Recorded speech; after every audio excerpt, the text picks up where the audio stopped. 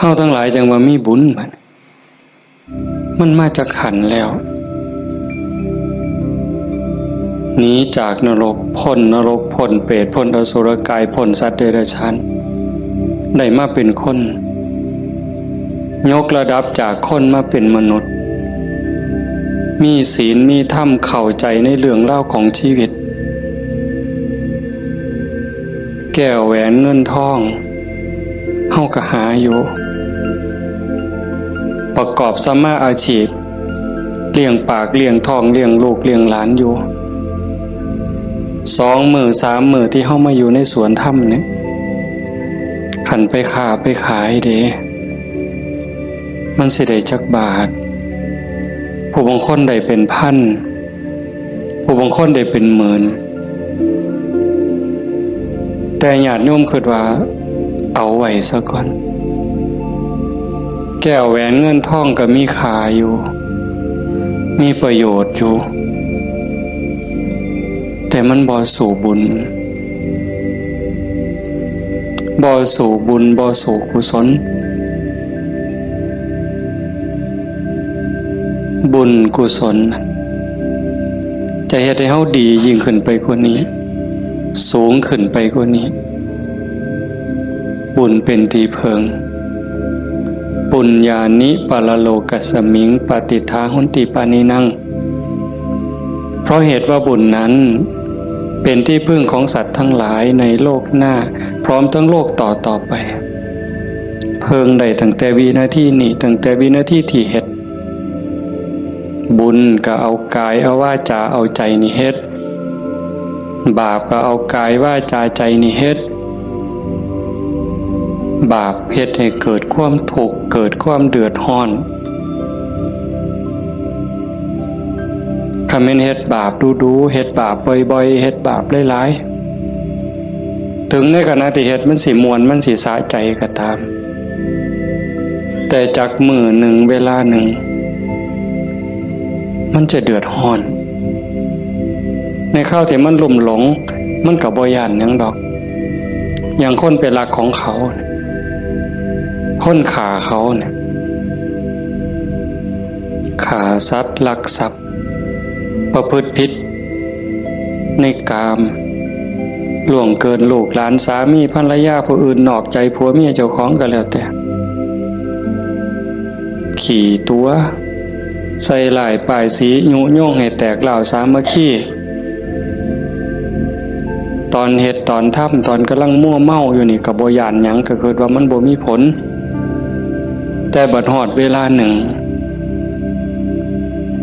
มันจะเกิดความเศร้าหมองเกิดความย้านแต่มาว่าทุกคนเนี่ยแม่นสิปากคำเว้ายืนยันนักแน่นว่าบ่เชื่อดอกว่าบาปมีบุญมีชาติหน้าชาติก่อนนรกสวรรค์บ่มีดอกนั่นก็เว้าแต่ปากซ่อมมึงโหลดใครมีคนแนวนั้นอยู่ไกลเฮาปากว่าบ่ย้านแต่ว่าใจส่วนลึกเนี่ยมันยังมีอยู่วันๆอยู่คือกันบัดยามเจ็บยามไข้เฮายามที่บาปกรรมมันตามท่านตกทุกข์ได้ยากลำบากลำบนตอนนั้นสิกระวนกระวายเป็นทุกข์ตั้งแต่ยังมีชีวิตอยู่แต่ขันคนที่เชื่อมั่นอยู่แล้วว่าบาปมีบุญมีชาติหน้าชาติก่อนนรกสวรรค์มีขันเผลอไปเฮ็ดบาปปั๊บด้วยความคิดไม่ออกนี่เคยเป็นคิดบ่ดีบ่งามกับพ่อกับแม่กับครูบาอาจารย์พา2 องค์เจ้าเพียงแค่ความคิดแป๊บนิดเดียวเศร้าหมองเดือดร้อนทันทีเห็นบ่บ่ได้โดนเลยเด้อากาลิโกเลยเด้เกิดทุกข์เกิดเดือดร้อนทันทีบาปคือความทุกข์คือเครื่องเดือดร้อนในปัจจุบันส่งผลไปเรื่อยๆขันกำลังบาปมันแห้งมันยังส่งผลอยู่เจ็บไข้ไก่ล้มไก่ตายมันก็หลอกหลอนพาจิตตกไปสู่อบายนักสุดลงสู่นรก เบาลงมาเป็นเปรตอสุรกายเบาอีกเป็นสัตว์เดรัจฉานใส่บาปใส่กรรมอยู่นั่นเบาบางแล้วเมื่อเวลากลับมาเกิดเป็นคนอีกเถื่อเศษบาปตามมาพิการหูหนวกตั้งแต่เกิดผู้บางคนตาบอดตั้งแต่เกิดผู้บางคนอวัยวะบ่สมส่วนผู้บางคนอวัยวะครบคือหมูตีนครบมือครบแข้งขาครบแต่ว่าขี้ร้ายโยมว่ามันถูกซ้ำใดเห็นหมูเขางามเจ้าของก็นั่งเศร้าซองก็โจกงามเลยจะเป็นอุกจะเป็นอังลังเถื่อก็หน้าตาดีดีแต่พิการมันมีแนวเหตุในกลุ่มใจทุกข์ใจอยู่หั่นบ้านเมืองเขามีมือ10 นิ้วมือ10 นิ้วเจ้าของพันมี9เป็นตะยูว่าบัดนี้ไหว้พระย่ามใดก็จักสิเสียงจักสิเฮ็ดจังได๋ขาดก็บ่ดีคันเกินมา11 นิ้วแล้วบัดนี้สิ่งเหล่านี้เป็นผลของบาปที่ตามมาเล็กๆนะคำแม่นว่าอวัยวะก็คือหมู่อยู่หน้าตาก็พ่อไปวัดไปว่าก็บ่พอสิอายคนปานใดแต่ว่าทุกข์ล่ะ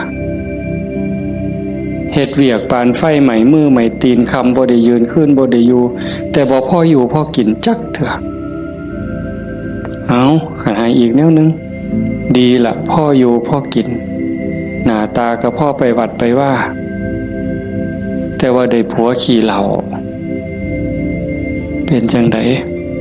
ขันสิป้ามันก็หักอยู่ได้เมียปล่อยเก่งบัดนี้เป็นจังไดเจ้าพ่ออยู่บ่บัดนี้ก็ยังว่าคู่กรรมคู่เวรเอาให้อีกก็ได้ผัวก็ดีดีเมียก็ดีดีบอกกันอ้อมแอมอ้อมแอมปานเทวดาแต่ว่าลูกปานผีบัดนี้ผ่านมันอย่างเดียวนอนก็บ่หลับกลางเว้นก็เป็นทุกข์กลางคืนก็เป็นทุกข์คิดอยากแต่น้ำลูกชายก็พอแห้งแล้วลูกสาวก็พอแห้งแล้วนั่นคือผลบาปแต่บุญล่ะบุญเป็นสื่อของความสุข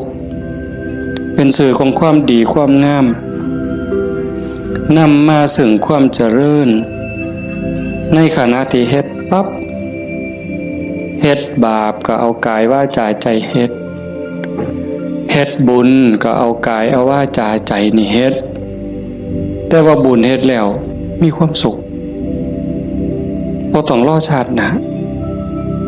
ยังไม่ออกมาในสวนธรรมกราบพระปั๊บบ่แม่นกราบตามธรรมเนียมเนี่ยกราบด้วยความเข้าใจว่าเฮากราบพระรัตนตรัยพระพุทธเจ้าพระธรรมพระสงฆ์พระพุทธะนี่อยู่ในใจกราบลงไปโดยสำนึกขึ้นขององค์สมเด็จพระบรมศาสดา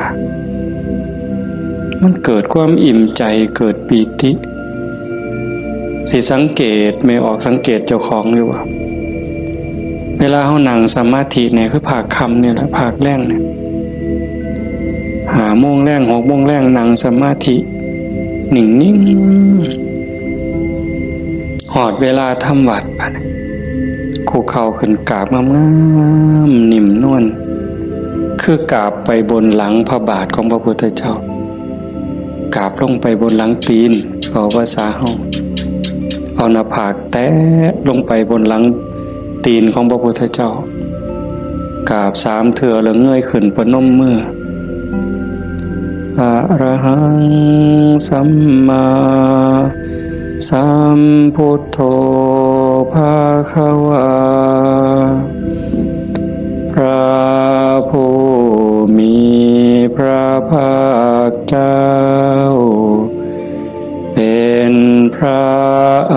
รหันต์ดับเพลิงกิเลสเพลิงทุกข์สิ้นเชิงตรัสรู้ชอบได้โดยพ ระองค์เองโอ้สำนี่มันอิ่มน้ำตาไหลอ่อนซ่อนเจ้าของอิ่มใจภูมิใจเด้ทั้งเถื่อเฮาบ่ต้องเว้าคิดซื่อๆนั่งสมาธินิ่งๆทบทวนพระพุทธเจ้าเพิ่นเป็นไผมาจากไสเฮ็ดจังได๋ได้เป็นพระพุทธเจ้าบุกบั่นฝ่าฟันเสียสละหยังมาแน่กลัวได้เป็นพระพุทธเจ้าพอได้เป็นพระพุทธเจ้าแล้วขนขวายในการบอกการสอนการแนะการนำพระมหากรุณาธิคุณที่ยิ่งใหญ่หวังให้สรรพสัตว์ทั้งหลายพ้นไปจากความทุกข์พ้นไปจากการเกิดการแก่การเจ็บการตายพอพระองค์เห็นว่าวัฏสงสารนี่หาความปลอดภัยอีหยังบ่ได้เทศบุญบักใหญ่หลวงตกนรกก็มีเฮ็ดดีมาตลอดชีวิตพลาดนิดเดียวล่วงลงสู่อบายก็บ่อึดแม่นสิเกิดมาเป็นคนดีแล้วงามแล้วร่ำรวยเฉลียวฉลาดมียศถาบรรดาศักดิ์แล้วแต่ความทุกข์ก็บ่เคยห่างหายไปจากคนเกิดเป็นทุกข์โยมกระทบทวนเห็นเกิดในท้องแม่9 เดือน10 เดือนพัฒนาการเฮานั่งคดจ้องของอยู่ในท้องแม่มือคลอดแม่ก็เกือบตายทั้งเธอก็ตายอีหลีแม่ก็ห้องโฮโพสังกาหมดลูกลดออกมาสลบเลยลูกพดออกมาปั๊บก็หายกากลด100%เต็มหมดสุคนทุกข์เลยเกิดมาทุกข์แก่ก็ทุกข์หูจักสุคนละนั่งอยู่นี่เจ็บแขวเจ็บข้างเจ็บแข้งเจ็บขาปวดหลังปวดแอวเคยหมดสุคนนะหัวงอกตั้งแต่หัวงอกก็คือมันบ่เจ็บบ่ปวดก็ทุกข์เว้ยไม่ออกเป็นนี่วะซองกระจกเห็นผมงอกนี่ถอนปั๊บหลดย่านเข้าว่าเจ้าของเฒ่าเห็นบ่อายุ40คนเขาเอิ้นแม่ใหญ่ได้งวกปั๊บตาเขียวปื้อเลยเด้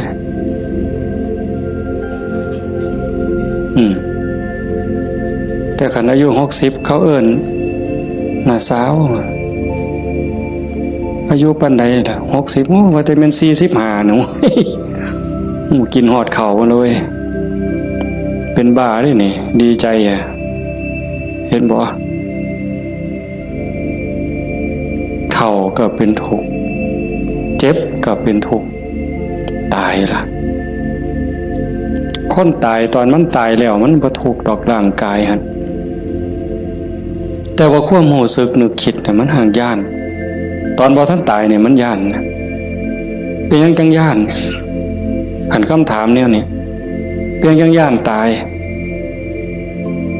บ่มั่นใจในเจ้าของ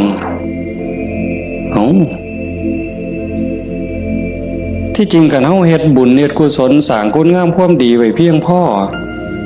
มันสิย่านเฮ็ดหยังอาตมาคือกันอาตมาย่า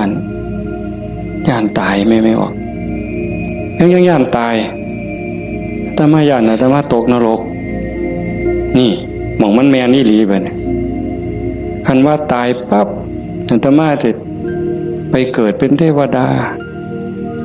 มีสวรรค์วิมานกว้างใหญ่มีบริวารล้อมหน้าล้อมหลังมีทิพย์หมด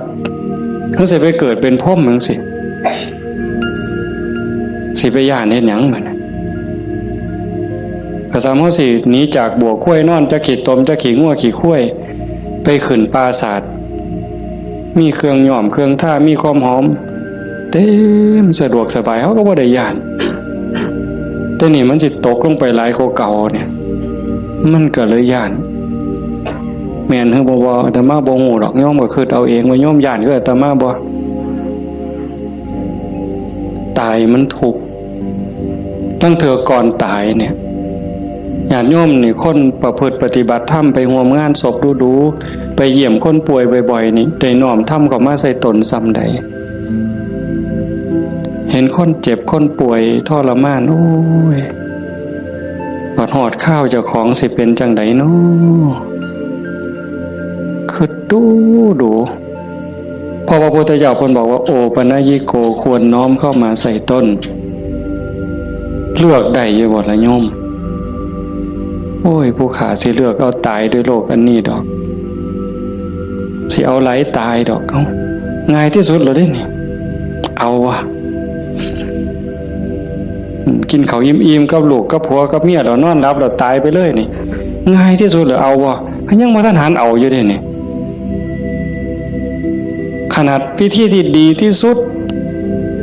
สบายที่สุดเด้ขันไปเว้าถึงพวกเจาะข้อหายใจบ่ได้เจาะข้อเพราะท่านก็ป้อนอาหารทางสายยางเจาะสวงเอาเงี้ยวออกบ่เนี่ยเลือดก็ใส่ทั้งแขนขางนึงน้ำเกลือก็ใส่แขนขางนึงออกซิเจนงุ่มดังอีกเจาะสวงเอาน้ำออกบ่เนี่ยอุ้ยผู้ใดคิดว่าเจ้าของสิบ่ถึกแนวนั้นแน่อยู่นี่ยกมือขึ้นเบิ่งบ่มีหลักประกันหยังเลยพระพุทธเจ้าเป็นผู้มีพระมหากรุณาธิคุณคิดเห็นบุญคุณของพระองค์เที่ยวบอกเที่ยวสอนจากป่าสู่ป่าจากเขาสู่เขาจากกระท่อมของคนขอทานฮอดปราสาทราชวังของพระราชามหากษัตริย์คิดเห็นบุญคุณของพระองค์จังสีเฮาได้มาเฮ็ดนำทำตามมันเป็นบุญแน่ๆคิดพ่อคิดเห็นนั่งสมาธิพิจารณาไปเกิดอิ่มใจพอใจสุขใจเดียวนี้คิดเบิ่งเจ้าของมันถึงสิเกิดบ้านนอกขอกหน้าบ้านป่าคาดอนบ่ร่ำรวยเป็นแสนเป็นล้านคือเพิ่น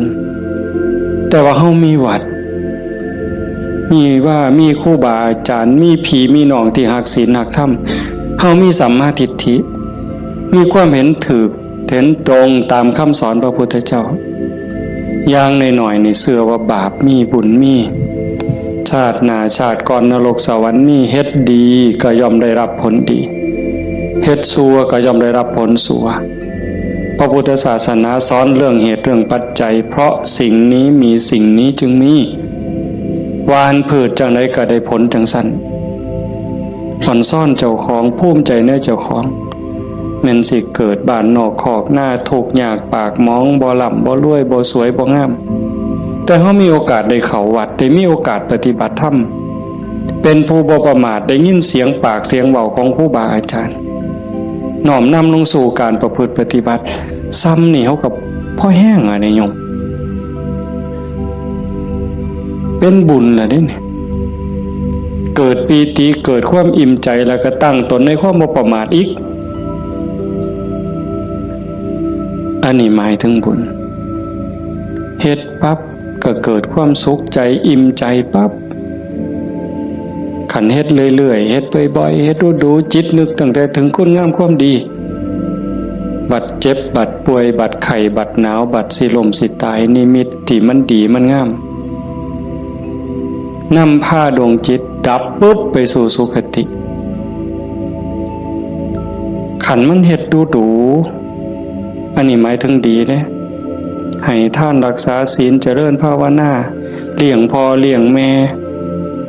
เขาวัดเขาว่าสร้างน้ำทำบุญมีจิตเอื้อเฟื้อเกื้อกูลนะขันมันเฮ็ดดูบ่อยๆจิตมันเที่ยวทางนี้ดูอั่นดอกมันก็ง่ายต่อการสิเกิดสิ่งเหล่านี้ในการจูงจิตไปสู่สุคติดับปุ๊บก็ไปสู่สวรรค์ไปสู่พรหมเอื่นว่าไปสู่สุคติ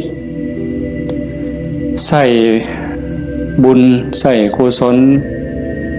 ไปจนหมดแห้งของบุญของบาปของบุญของกุศลส่วนนั้น เมื่อเวลาขันว่าท่านถึงความเป็นพระอริยเจ้ากลับมาเกิดเป็นคนอีกเถื่อมัน ผลบุญพามาเกิดเป็นคนเศษบุญตามมาปุ๊บรูปร่างหน้าตาผิวพรรณสวยสดงดงามมีความอ่อนหน่อมอ่อนโยนมาแต่ต้นเกิดในตระกูลสูงเชื่อผู้ดีให้ทานมาหลายๆด้วยจิตศรัทธารวยตั้งแต่เกิดแต่มาว่ามาหลายปีแล้วว่าขันคนให้ทานด้วยความศรัทธาด้วยความเลื่อมใสเฮ็ดด้วยความจริงใจผลมันให้รวยบางเทื่อรวยตั้งแต่เกิดบ่ทันมื่นตาซ้ำปู่ย่าตายายเตรียมฝากธนาคารไว้ให้เปิดบัญชีไว้รับเป็นร้อยล้านพันล้านล่ะเห็นบ่ล่ะนั่นคืออานิสงส์ของศีลของทานของบุญของกุศลสวยรวยสวยผอมงามผอมรวยผอมฉลาดผอมโรคภัยไข้เจ็บหน่อยอายุยืนมีคนเคารพนับหน้าถือตาเว้าหยังคนก็เชื่อถอยฟังคำผู้ใดบ่อยากได้เนี่ยก็ 100% ทุกคนอยากได้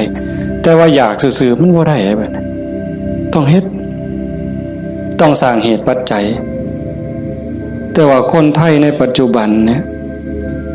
ตมาว่าก็กำลังหลงทางไปไกลคือกันมองจังหนึ่งก็คือศาสนาพุทธเจริญเบิ่งอีกแนวหนึ่งก็คือเสื่อมเต็มทีในเวลาเนี่ย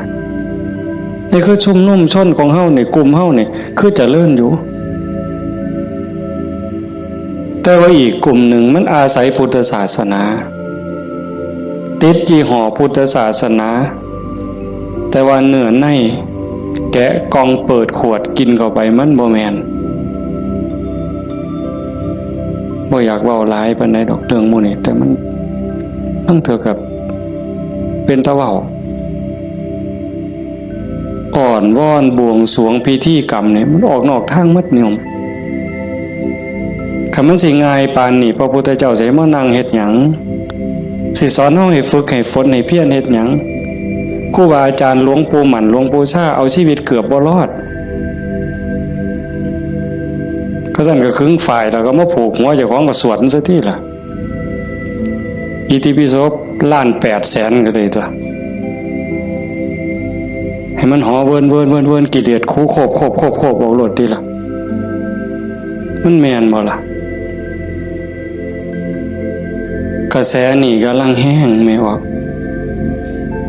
กระแสนี่กำลังหลายนั่งเถื่อกับเงินนี่เป็นตัวตั้ง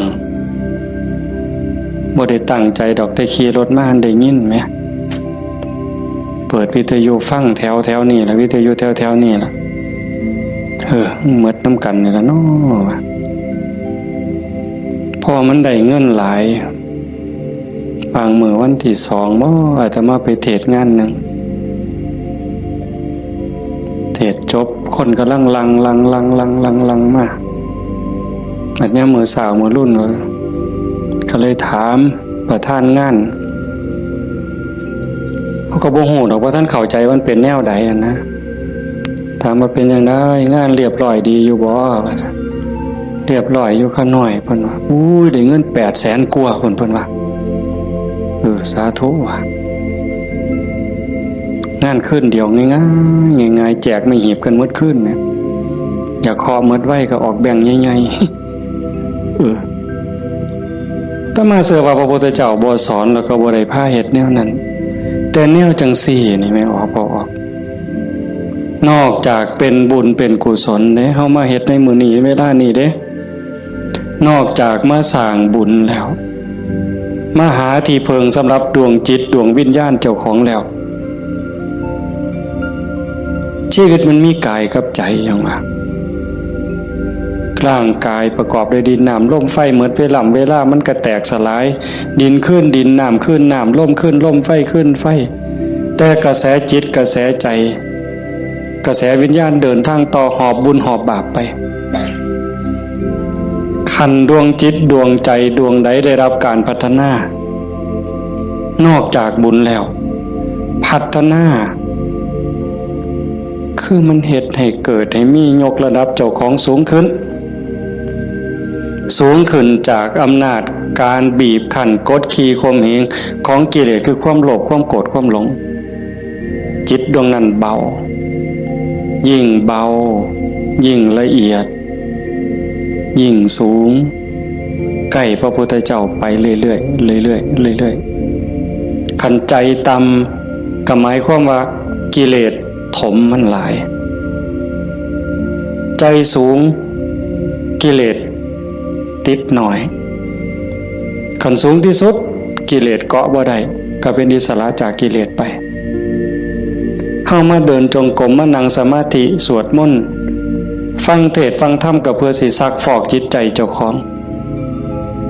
การฟังธรรมนี่ก็เป็นตนหนึ่งเฮ็ดให้เฮาได้เกิดปีติเกิดความสุขเกิดสมาธิตั้งแต่เกิดความเข้าใจได้ส่องได้ทางยกจิตเจ้าของให้มันสูงยิ่งขึ้นได้เฮาก็เฮ็ดหลายๆอย่างทั้งการฟังทั้งการประพฤติปฏิบัติทั้งการสวดมนต์เฮาทำวัดแปลมันยิ่งเห็นยิ่งเข้าใจอย่าเอาเพียงแค่มวลเอาเพียงแค่ความไพเราะอย่างเดียวเฮาสวดซ่าๆเฮามีโอกาสพินิจพิจารณาถึงความหมายที่เฮากล่าวออกไปแต่ละคำน้อมนึกเห็นพระพุทธเจ้านึกถึงครูบาอาจารย์พระอริยสงฆ์คือจังเพิ่นบอกเพิ่นสอนอ่านไปนำสวดไปนำพิจารณาหาเหตุหาผลหาความหมายนำมันจะได้เข้าใจยิ่งขึ้นคันเฮาคิดจังสี่คือโยมพอออกผู้เป็นเจ้าภาพนี่เป็นตะเงิดคนอีหลีเด้อาตมาเห็นอาจจะเห็นมาหลายแต่จื้อได้นี่เป็นรายที่2ผู้หนึ่งโยมเพื่อสังขะจังหวัดสุรินทร์เฮ็ดแรกๆเนี่ยเฮ็ดเป็นรีสอร์ทเฮ็ดสวนนี่เป็นรีสอร์ทมีบ้านพักเอาไปเอามาไปปฏิบัติธรรมดูเขาก็คือสิบ่ต่างกับเจ้าภาพเฮาใจตกลงไปในกระแสธรรมหักศีลหักธรรมมั่นใจแล้วว่าอันใดสิเป็นที่เพิงของชีวิตอันใดสิเป็นสมบัติควรสิถือออกจากโลกนี้ก็ค่อยๆเปลี่ยนบัดนี้จากรีสอร์ทจากบ้านพักนัดพี่นัดน้องไปร่วมปฏิบัติจากกลุ่มก่อนเล็กๆจัดประกาศงานบักใหญ่มีงานปฏิบัติธรรมมาหลายปีตั้งสถานีวิทยุคือกันเลย2 ปีที่ผ่านมาหลังเนี่ยจัดงานปริวาสโยมได้ไหนไม่ออกได้ไหนเอาสวนเจ้าของจัดเป็นงานปฏิบัติธรรมเอานิมนต์พระมาเข้าอยู่ปริวาสกรรมญาติโยมไม่ออกชาวบ้านกับมาร่วมปฏิบัตินำกับพ่อๆกันนี่แหละครับเฮาแต่เพิ่นก็มีพระเสริมเข้ามานี่คือมั่นใจแล้วว่าสิ่งที่สิถือออกจากโลกนี้นอกจากบุญกุศลคุณงามความดี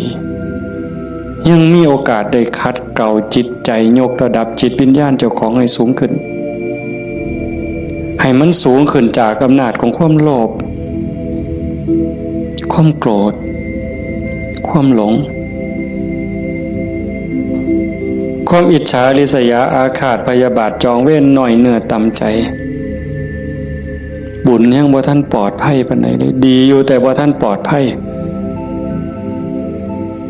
เพราะว่าคำสอนของศาสนาญาติโยมก็ได้ยินอยู่แล้วหลายๆมื้อเฮาก็ทำวัดอยู่ประจำละชั่วประพฤติดีเห็นบ่ละชั่วประพฤติดีทำจิตให้บริสุทธิ์ตัวจิตบริสุทธิ์นี่จึงเป็นพุทธศาสนาละชั่วมาเฮ็ดดีนี่มันยังบ่ทันฮอดพุทธศาสนาแต่มันเป็นหลักสากลของโลกของจักรวาลผู้ใดเขาก็สอนกันแบบนี้ญาติโยมก็ลองพิจารณาว่าชีวิตเฮาที่เหลืออยู่เนี่ยเฮาสิเฮ็ดจังได๋จังสิใกล้พระพุทธเจ้าใกล้หลักธรรมเข้าไปที่สุดจากชั่วมาถึงดี จากดีไปถึงว่างจากชั่วมาถึงดีจากดีไปถึงว่างตัวทางสายกลางเนี่ยเฮาเดินจงกรมเฮานั่งสมาธิแน่ๆแล้วเฮานั่งเอาบุญแต่ว่าเหนือกว่านั้นเด้การพัฒนาการยกระดับจิตโยมก็ต้องเบิ่งนำเพราะว่าธรรมะคำสั่งสอนของพระพุทธเจ้ามันปฏิบัติได้บ่จำกัดการสวากขาโตภควตาธัมโมพระธรรมเป็นสิ่งที่พระผู้มีพระภาคเจ้าตรัสไว้ดีแล้วเฮาสวดมนต์ว่าจังซี่ดีนี่หมายความว่าจังได๋ดีก็หมายความว่าบ่ชั่วตอบแบบพี่บ่าเว้าเด้ดีคือบ่ชั่วแต่ในความหมายนั้นดีแล้วหมายความว่าบ่ขาดพระพุทธเจ้าสอนไว้ตรัสไว้บ่ขาดแล้วก็บ่เกินพอดีสำหรับการดับทุกข์สำหรับการสร้างบุญสร้างกุศลสร้างประโยชน์กับส่วนรวมแล้วพอดีสำหรับการดับทุกข์บ่ต้องเติมเข้าไปอีกแล้วก็บ่ต้องเอาออกคำสอนเนี่ยบ่ต้องเอามาเติมคันพวกมาเติมกลายเป็นสัตว์ทำปฏิรูปเป็นของปลอมไปมองศาสนาสิฟั่นเฟื่อนมองเฮาสิหลงทางเสียเวลาของชีวิตเฮ็ดไปก็เสียเงินเปล่าเสียเวลาเปล่านั่นคือมันเป็นสัตว์ทำปฏิรูปเป็นของเกินเป็นของไร้สาระแต่ว่าเติมเข้ามางัดใส่พระโอษฐ์ของพระองค์ว่าอันนี้พระพุทธเจ้าตรัสนี่คือเหตุการณ์หลายๆอย่างอยู่ในเวลานี่ในสังคมชาวพุทธเฮาบ่ขาดแล้วก็บ่เกินสวากขาโตภควตาธัมโมพระธรรมเป็นสิ่งที่พระผู้มีพระภาคเจ้าตรัสไว้ง่ายแล้วนอกจากดีแล้วก็ง่ายนำเพียงจังว่าง่ายเป็นเหมือนกับเปิดของที่ปิดของที่ถูกปิดอันไหนเป็นคนปิดความบ่ฮู้อวิชชาความบ่ฮู้โมหะความหลงความมืดมันครอบงำจิตใจของเราสัตว์มาชั่วอนันตกาลจนเจ้าชายสิทธัตถะเสด็จออกบวชบำเพ็ญเพียรบารมีได้ตรัสรู้ใต้ต้นพระศรีมหาโพธิ์ก่อนพุทธศักราช45ปีนั้นจังเปิดขึ้นมาได้นักบวชก่อนพระองค์เฮาสินับหลายปานใดเป็นหมื่นองค์หมื่นศาสดาหมื่นครูอาจารย์ที่แสวงหาแต่ว่าบ่มีผู้ใดพ่อเปิดบ่ออกบุญบารมีบ่ถึงแต่เจ้าชายสิทธัตถะบำเพ็ญบารมี20อสงไขยกำไรแสนมหากัปบารมีเต็มเปี่ยมจังสามารถเปิดของที่ปิดหงายของที่คว่ำจุดแสงสว่างในที่มืดบอกทางแก่คนหลงทางนี่คือคำสอนพระพุทธเจ้าเด้เปิดของที่ปิดหงายของที่คว่ำบอกทางแก่คนหลงทางจุดแสงสว่างในที่มืด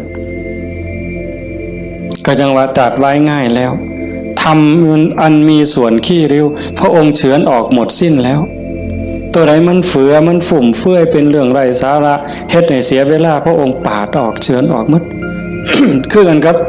ใบใหม่เมิดป่าแต่พระองค์นำมาสอนซ้ำกับกำใหม่ในมือใบใหม่ในกำมือเนี่ยม่วนหลายมันบ่เป็นประโยชน์บ่เป็นไปเพื่อการดับทุกข์มันอาจเสียหลายคือกับใบใหม่ในป่าสูตรนั่นสูตรนี่สูตรยารักษาโรคสูตรสะเดาะเคราะห์ต่อชะตายังก็สิบอกกันทุกซุมื้อเสริมดวงเสริมมงคลนั่นก็แล้วแต่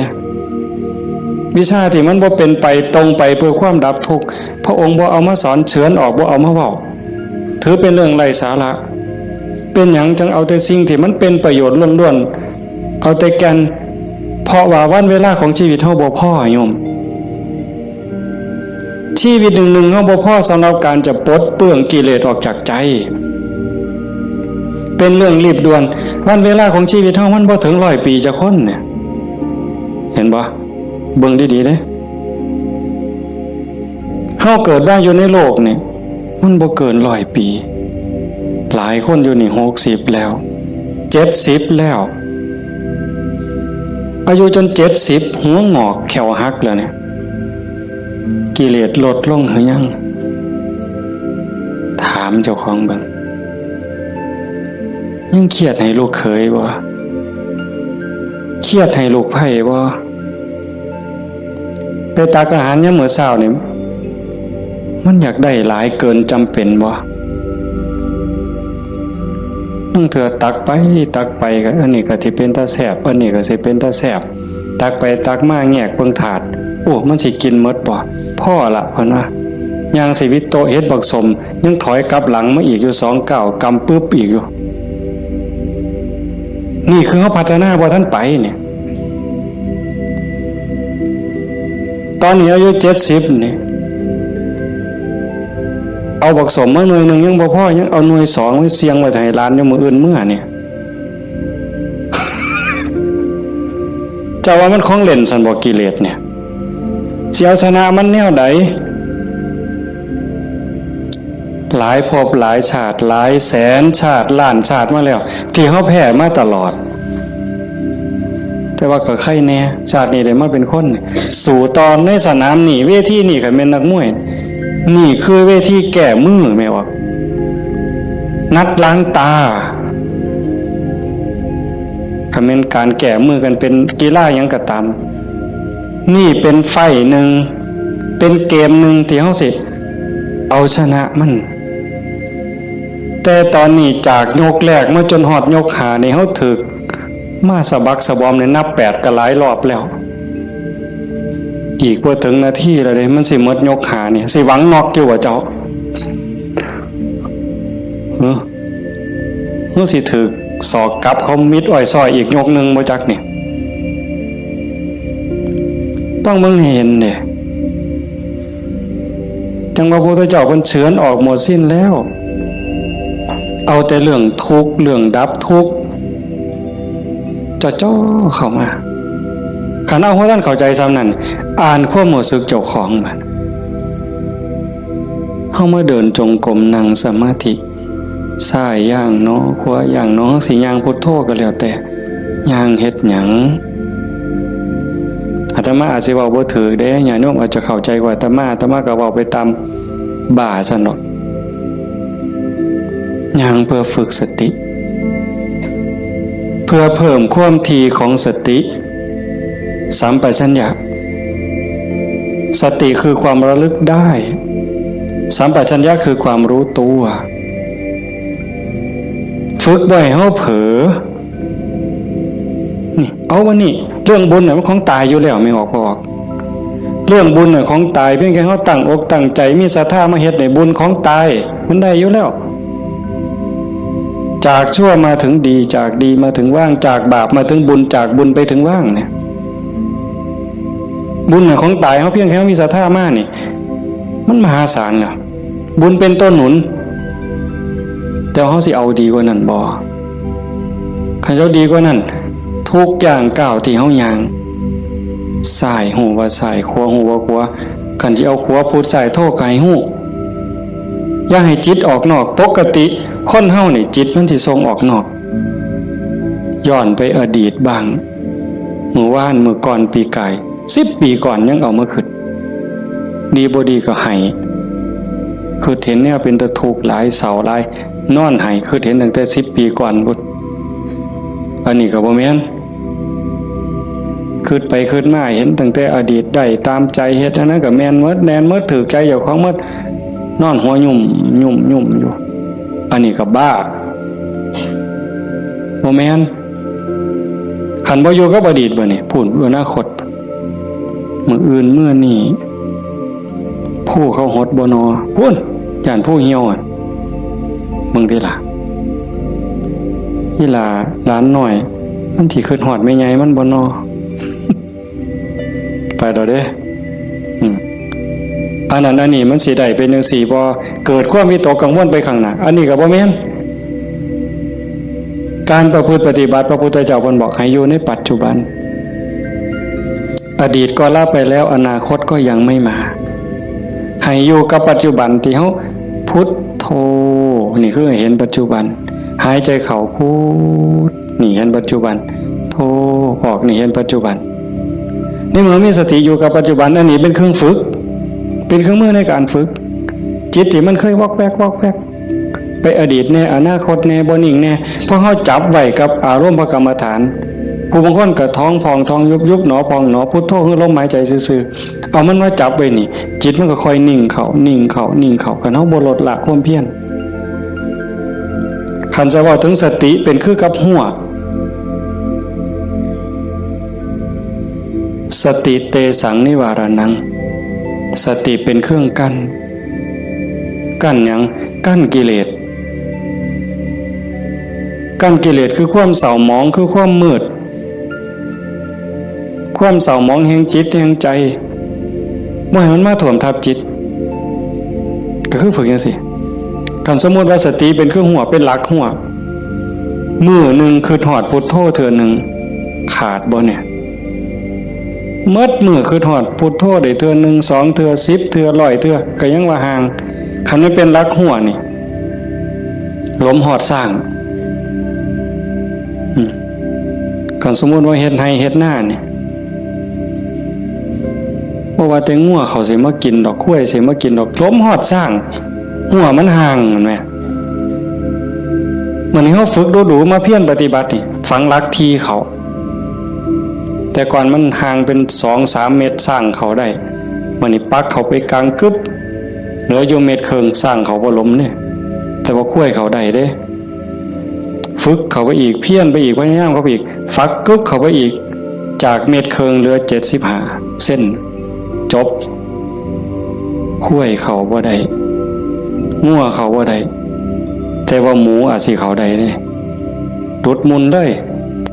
เสียบเข้ากลางกึบเหลือ30กว่าเส้นหมูเขาว่าได้แต่ม้าเขาได้มันเพี้ยนเขาไปอีกซับเขากลางจาก30กว่าเหลืออยู่20 15ขึ้นไปหา20เสียบเขาไปอีกเหลืออยู่10กว่าเส้นมันแล้วไก่ก็เขาบ่ได้เสียบเขาไปอีกไก่เขาบ่ได้กบอาจสิเขาได้ที่เขาอีกกบเขาบ่ได้เขียดโม่เขาได้ที่เขาอีกเขียดโม่เขาบ่ได้เขาได้แต่เขียดแค่หน้าสติเฮาคือกันสติสัมปชัญญะฝึกบ่อยๆฝึกดูๆเห็นดูๆหูดูๆมันก็จะเป็นความชำนิชำนาญความระลึกรู้ระลึกเห็นบ่อยๆเกิดขึ้นอยู่ในปัจจุบันบ่อยๆบ่ได้แวบไปสู่อดีตบ่ได้แวบไปสู่อนาคตเกิดความตั้งมั่นเกิดความมั่นคงสติสัมปชัญญะสมาธิความตั้งมั่นได้บัดสมาธิคือความตั้งมั่นแห่งจิตบ่วอกแวกปัญญารอบรู้ในกองสังขารที่มันมาหลอกจิตสังขารกลางกายก็อีกอย่างนึงสังขารคือจิตใจก็อีกอย่างนึงกายนั่งนิ่งแต่ว่าจิตมันคิดไปทั่วทิพย์ทั่วแดนในเมื่อหูจักเรื่อยๆหูจักบ่อยๆพยายามผูกมันไว้คอยตะล่อมจิตมันคือลิงเพิ่นยังว่าผูกไว้คือผูกลิงใส่หลักสติเป็นเหมือนกับเชือกองค์ภาวนาเป็นคือกับหลักมันสิดื้อปานใดลิงมันดื้อไปโลดมันไปบ่ได้จักหน่อยมันก็ล่ามันก็ซ่าลงจักหน่อยก็นั่งจิตเฮาคือกันเฮาบ่เครียดดอกมันไปก็ปล่อยมันไประลึกได้ปั๊บก็กลับมาใหม่ระลึกได้ปั๊บกลับมาใหม่ดูเขามันก็มีทางมันก็เป็นความชินของมันอยู่จักหน่อยก็นิ่งได้พอแต่มันนิ่งมันอิ่มแน่ไม่ออกก็สิเคยเห็นหลายคนนั่นล่ะเก่งกว่าแต่มาล่ะนั่งอยู่นี่ซ้อมเบิ่งเนี่ยเกิดความอิ่มใจสุขใจคันเฮ็ดดูๆบ่อยๆอย่างเฮาเบิ่งท้องพองท้องยุบเห็นคักๆขณะที่ท้องพองขึ้นปุ๊บทอเส้นผมปุ๊บขึ้นมาก็เห็นยุบลงปุ๊บทอเส้นผมนี่ก็เห็นหายใจเข้าหายใจออกคือกันในนี่มันก็มีการเกิดดับเห็นอยู่ในเมื่อที่ทั้งสัตว์ปั๊บเกิดปีติเกิดความสุขเกิดอิ่มใจอันนี้เล็กๆดอกข ของเล่นหน่อยๆขนาดบางเถื่อเฮาเฮ็ดดูๆบ่อยๆจนได้หูจักมันแน่แล้วบัดเกิดมื้อนึงเวลานึงเฮามีเรื่องต้องคิดต้องอ่านมันหนหูหนหวยกัดกลุ่มกระวนกระวายคิดพอปั๊บคิดฮอดกรรมฐานหายใจเข้าดึงลมหายใจเข้าหายใจยาวๆบึ๊บหายใจออกบึ๊บเย็นว่าขนลุกวืบโล่งอันนี้ก็มีก็เป็นบอนพักอีกอันนึงคันเฮ็ดจังสี่ดูๆบ่อยๆเฮาสิเล่นจังไดกับมันก็ได้ไม่ออกแล้วเคยเบิ่งความคิดเจ้าของบ่นั่งเบิ่งซื่อๆเนี่ยหลังจากเบิ่งลมหายใจเข้าหายใจออกพอสมควรบัดเวลานึงเฮาอยากเล่นกับความคิดตั้งสตินั่งจังซี่ปั๊บก็หลับตาเบิ่งรูปเจ้าของนั่งหลังจากนั้นก็ย้อนเข้ามาทางในเบิ่งจิตที่มันนิ่งอยู่ธรรมชาติจิตมันนิ่งมันว่างมันสว่างเป็นประภัสสรแต่กิเลส ความโลภความโกรธความหลงนั้นมันเป็นแขกมาเยี่ยมมาเยือนชั่วคู่ชั่วข้าวเยี่ยมแล้วก็ไปเยี่ยมแล้วก็ไปแต่ว่าเฮาขาดสติบ่นี่มันเยี่ยมตลอดเวลามาทางตาแน่ทางหูแน่ทางจมูกแน่ทางลิ้นแน่ทางกายแน่รับหูรับตาไว้ก็มาทางใจคิดอยู่ตลอดนี่คือแขกในเมื่อแขกมาเยี่ยมดูจิตใจอ่อนล้าเจ้าของบ้านบ่ได้พักข้าแต่ตอนรับแขก ไม่ว่าเคยเป็นบ่ล่ะสมมุติว่าเป็นเฮาเนี่ยนะเดี๋ยวกับผู้นั้นมาผู้นี้มาต้อนรับอยู่หมดมื้อหมดเว้นหาข้าวหาน้ำให้อยู่ให้กินคอยเว้าคอยจาทักทายปราศัยเมื่อยเนี่ยคนบ่ได้พักก็เมื่อยก็ล้าใจบ่ได้พักก็คือกัน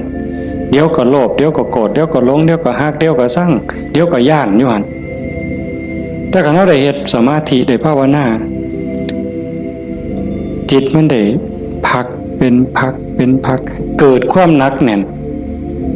มั่นคงเด้เวลาที่จิตเฮามีสมาธิเกิดความหนักแน่นมันบ่เป็นสมาธิแบบ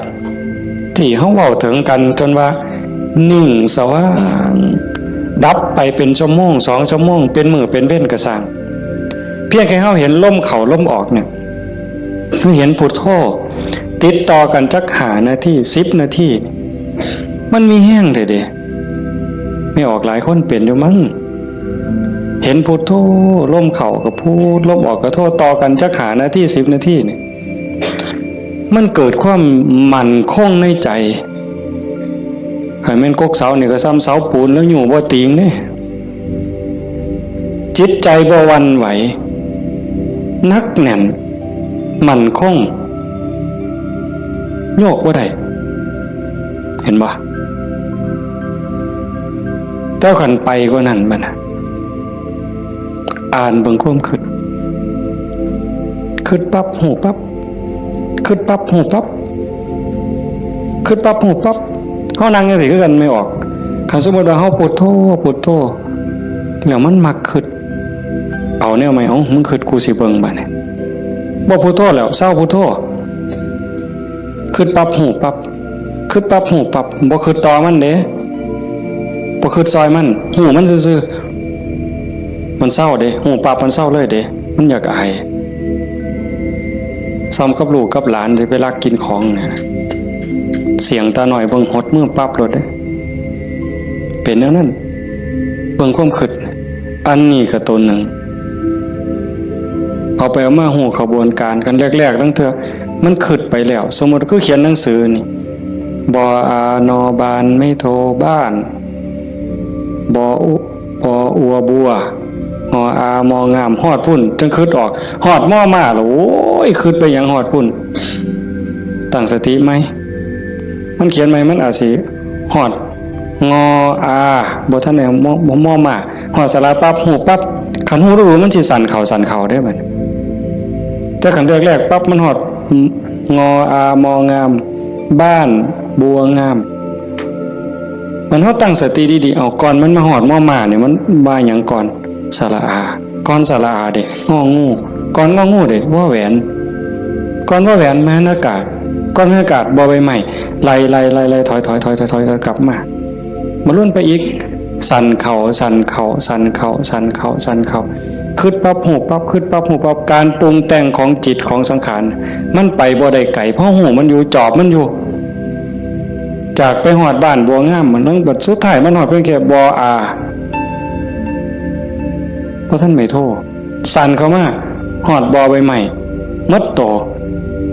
เบิ่งดูบอใบใหม่เพียงแค่ขอดหัวหูจักหยุดปุ๊บ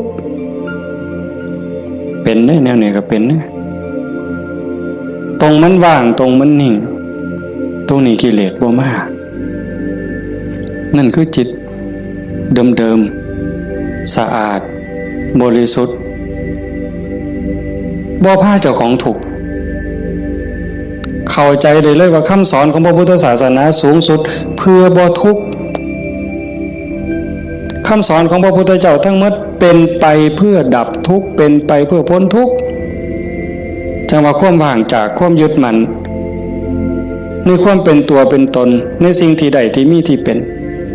เฮาประพฤติปฏิบัติจังสี่คือกันเดินจงกรมนั่งสมาธิเพื่อเจริญสติสัมปชัญญะปัญญาสมาธิให้มันหูเท่าทันในเมื่อกิเลสเกิดมากระทบกิเลสคือความทุกข์คือความเดือดร้อนความเศร้าหมองต่างๆมันจะเกิดขึ้นกับจิตกับใจมันมาทางไหนมันมาทางตามันเข้าทางตาเข้าทางหูทางจมูกทางลิ้นทางกายทางใจเพิ่นเอิ้นว่าอายตนะอายตนะเป็นเครื่องเชื่อมต่อภายในก็มี6ภายนอกก็มี6ตามันเป็นคู่กับรูปหูเป็นคู่กับเสียงจมูกเป็นคู่กับกลิ่นลิ้นเป็นคู่กับรสกายเป็นคู่กับสัมผัสใจเป็นคู่กับอารมณ์มันใส่ตาใดเข้าทั้งตาใดมันเข้าทั้งตาใส่หูใดมันเข้าทั้งหูใส่ดังใดมันเข้าทั้งดังใส่ลิ้นใดเข้าทั้งลิ้นรับหูรับตาไว้มันเข้าทั้งใจพี่เฮาฝึกสติสัมปชัญญะเพื่อให้อยู่กับปัจจุบันให้มันเท่ามันทันให้มันเร็วเวลาเกิดการกระทบ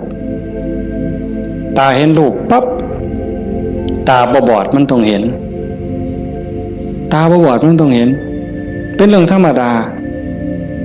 เห็นปั๊บเฮ็ดจังได๋บัดเฮ็ดจังได๋ในเมื่อตาเห็นรูปปั๊บเฮาสิรักษาใจบ่ให้มันหักบ่ให้มันสั่งบ่ให้มันดีใจบ่ให้มันเสียใจนี่คือตัวปฏิบัตินี่คือทางสายกลางเห็นปั๊บให้ใจเป็นปกติคือบ่ทันเห็นคือกับเฮานั่งเบิ่งพุทโธพุทโธตาเห็นปุ๊บหูปั๊บแต่ว่าให้นิ่งอยู่คือเก่าอย่าให้เกิดดีใจเสียใจอย่าให้เกิดหักเกิดสั่งขันมันจำเป็นสิต้องจัดการกับสิ่งที่เฮาเห็นก็เฮ็ดด้วยจิตเป็นปกติสมมติว่าขึ้นไปตั้งเฮือนมีขี่ไก่ไปด่าไก่ก็บ่แม่นอีกปล่อยให้ไก่ก็บ่แม่นอีกละคิดเป็นตาสร้างไก่ก็บ่แม่นอีกละบ่ถึกหมดเฮ็ดให้จิตเป็นปกติยากอยู่ได้บ่ง่ายจักเม็ดไม่ออกย้อนเฮาเฮ็ดบ่ได้นี่เฮาจังเกิดจังตายเที่ยวตกนรกเป็นเปรตอสุรกายเที่ยวขึ้นสวรรค์เที่ยวลงนรกอยู่นี่ย้อนเฮ็ดจิตเป็นกลางบ่ได้เห็นขี่ไก่ก็สิไปสั่งไปด่าไก่แต่คันเห็นเงินแบ่งพันถิ่มอยู่เป็นจังได๋บัดมันสิว่าดีใจที่ละว่าติอันนี้ก็บ่ถึกดีใจพอใจก็บ่แม่นให้จิตเป็นปกติคันสิจับสิหยิบมันมีเจ้าของบ่ก็หยิบไปหาเจ้าของเอาเก็บไว้ซะก่อนก็จังค่อยประกาศหาเจ้าของก็บ่คิดว่าสิเอาจังสี่คือกันคันบ่มาทางตาล่ะมันมาทางหูบัดนี้สมมุติว่าเขาด่าปุ๊บได้ยินเสียงด่ามาเฮ็ดจังได๋สิเฮ็ดใจเป็นปกติบ่เสียใจบ่น้อยใจขันพวกเพิ่นปฏิบัติเนาะเพิ่นจังว่าได้ยินเนาะเอาสติไว้ที่หูเกิดขึ้นที่หูกระดับลงที่หูได้ยินเนาะบ่ให้ราคาเพิ่นเถาะบ่ให้ราคาเลยบ่ดีใจนำบ่เสียใจนำเสียงกระซักว่าเสียงบ่แม่นสัตว์บุคคลตัวตนเล่าเขาเว้าง่ายแต่ว่าเฮ็ดยากที่สุดก็ย้อนเฮาฝึกบ่ทันพอคันผู้ฝึกได้แล้วก็เย็นคือเก่าเด้ คือหลวงปู่ชาเพิ่นว่าผู้ที่ฝึกบ่ทันใดคือบ่ทันเข้าใจคนด่าย่างไปเศร้าก็ด่าไปย่ำแรงก็ด่าเห็นย่ำใดด่าย่ำนั้นก็ไปเครียดให้มันเป็นยังด่ากูเพิ่นบ่หมัดมือนึงเขาว่าอย่าไปหัวซ่ามาเด้อผู้บรรดาคนเนี่ยมันเป็นบ้าตัวเศร้าเครียดเศร้าสั่งนั่นคือจิตเป็นกลางแล้วกลับคืนสู่ฐานเดิมของมัน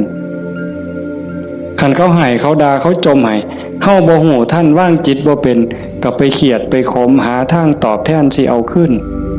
จองกรรมจองเวรไว้แต่ขันทาย่องแล้วบัดเนี่ยเป็นจังไดบัดแต่คำย่องคำย่อมากเฮาก็ดีใจก็บวกฟู่ขึ้นบ่ถือคือเก่าเสียใจก็บ่ถือดีใจก็บ่ถือแต่ให้จิตเป็นกลางๆนี่คือขอปฏิบัติธรรมชาติจิตเป็นจังซั่นมันบ่เคยฮักไผมันบ่เคยสร้างไผจิตนี่ฮักก็บ่เป็นสร้างก็บ่เป็นดีใจก็บ่เป็นเสียใจก็บ่เป็นโลภโกรธหลงก็บ่เป็นย่านหยังก็บ่แม่นมันเป็นปกติของมันอยู่กลางๆจังซั่นแต่ว่ารักโกรธเกลียดกลัวอิจฉาริษยาน้อยเนื้อตามใจย้อนกิเลสมาย่อมแขกมาเยี่ยมนี่มันพาเจ้าของบ้านป้วงเด้นี่ก็ซ้ำกับเฮาอยู่เฮือนธรรมดานี่แล้วเคยเห็นอยู่ตัวบางปีใหม่นี่ลูกหลานเฮาอยู่เฮือนธรรมดากับพ่ออยู่บดหมู่มาส่วนกินเหล้ามันก็เมาอยู่เฮือนเฮาหมดแล้วเป็นจังได๋ซั่นพาเจ้าของบ้านป้วงเลยให้เรารักษาใจเจ้าของให้เป็นปกติเฮาบ่พึงปฏิบัติเพื่อสิ่งนี้เด้โยมตาเห็นก็ให้รักษาใจไว้ปกติหูได้ยินก็รักษาใจไว้ให้เป็นปกติจมูกได้กลิ่นหอมเหม็นก็ปกติลิ้นได้รสก็ปกติแซ่บบ่แซ่บนัวบ่นัวก็ปกติขันมันสิเติมก็เติมไปที่ละน้ำปลานั่นสิเติมเกลือก็เติมไปที่แต่อย่าไปคิดสร้างไม่คั่วอย่าไปจมให้เขาหนาวห่อนมันหนาวมากก็แม่นว่าสิทนกรรมฐานนี่บอกว่าให้ปล่อยว่างมันหนาวก็สิเสืออยู่ซื่อๆบ่ห่มมันดอกผ้านี่ก็มันก็แล้วแต่ว่าธรรมชาติมันก็ให้ห่มแต่ว่าก็อย่าทุกข์อย่าเดือดร้อนรักษาใจเป็นปกติคันบ่จังซั่นนี่คนมันติดซั่วก็ติดได้ไม่ออกดีก็ติดซั่วก็ติดแม่นบ่หมู่เจ้าว่าเมื่อไปสิเถียงสมมุติว่าตาเนี่ยมันก็บ่แม่นว่ามันสิมักแต่ของถูกใจมันเด้มันได้สิถูกตาแล้วมักเบิ่งได้สมมุติว่าเห็นผู้สาวเห็นผู้บ่าวเห็นคนงามที่เฮาพอใจบ่แม่นเฮาสิเบิ่งแต่คนที่เฮาพอใจเด้เฮาเดียวก็เหลียวเบิ่งก็ดีใจโอ้ยงามเนาะโอ้ยพอใจเนาะบ่แม่นแต่จังซั่นอันคนผู้เฮาสร้างนี่ไม่ออกเคยเป็นบ่โอ้ยจังมันกูสร้างปานตาสิแตกเพิ่นว่าสร้างปานตาสิแตกแต่ว่าแม่นเบิ่งบ่เศร้าแนวเคยเป็นบ่หมู่เจ้าบ้าหรือดีซั่นคันมันเป็นตาสร้างกูบ่อยากเห็นก็อย่าไปเบิ่งอีกติล่ะเพียงจังเบิ่งบ่เศร้าซั่นเห็นบ่นี่คือมันโง่อาตมาผู้หนึ่งละโง่แนวเนี้ยผู้ใดเศร้าโง่เนี่ยสาธุนำเด้อว่ามันเป็นตาสร้างยังไปเหลียวเบิ่งดูอยู่เอ้าดังบ่เนี่ย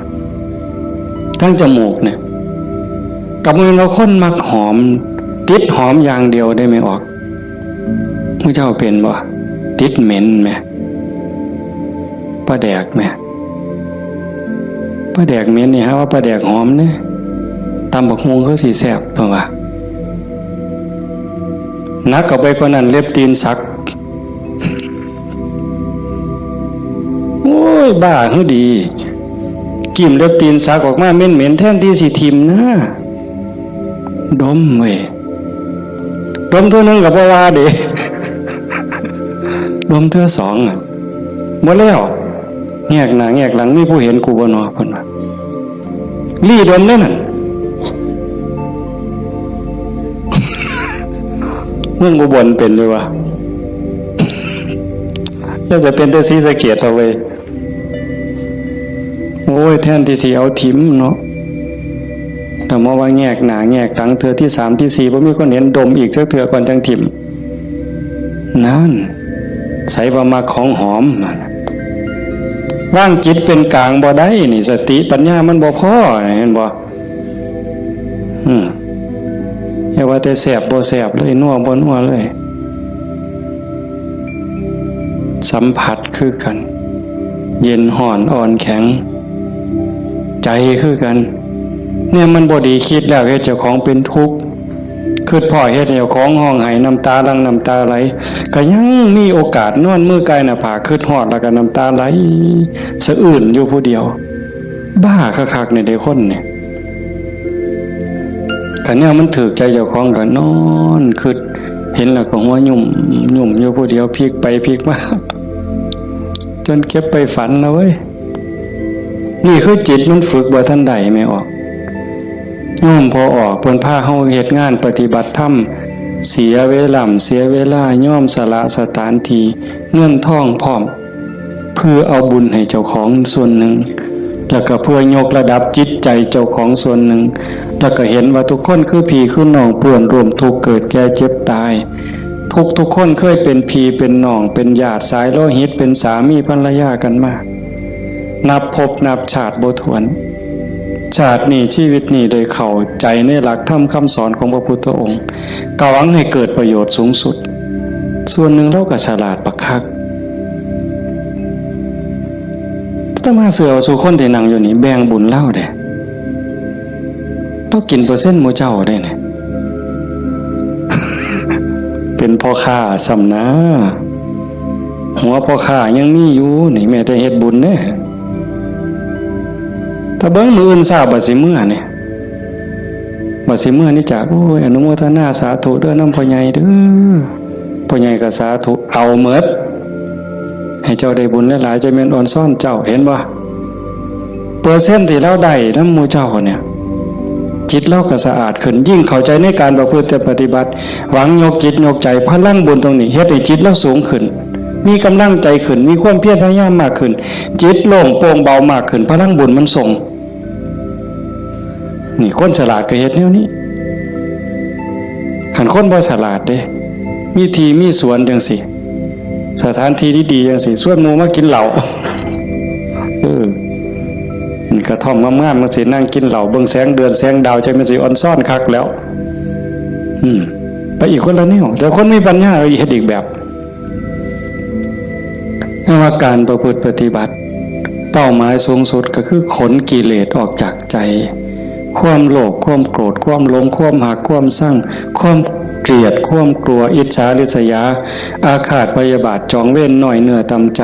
โยมสังเกตใจเจ้าของให้มันเห็นขันบ่เห็นตรงนี้ก็ง่มอีกโดนเติบได้กิเลสมันเกิดอยู่ใจเนี่ยคุณธรรมก็เกิดอยู่ใจเนี่ยนรกก็อยู่ใจสวรรค์ก็อยู่ใจเนี่ยเฮาสิให้อีหยังเกิดมันเกิดได้เทื่อละอย่างไม่ว่าความโลภความโกรธความหลงอิจฉาริษยาอาฆาตพยาบาทจองเวรหน่อยเนื้อตามใจหักสั่งเกิดในใจเฮาเกิดได้เทื่อละอย่างซ้ำกับตะเว้นขึ้นแจ้งมืดจักไปใสเหมือนยังตะเว้นตกดินความมืดจักมาแต่ใส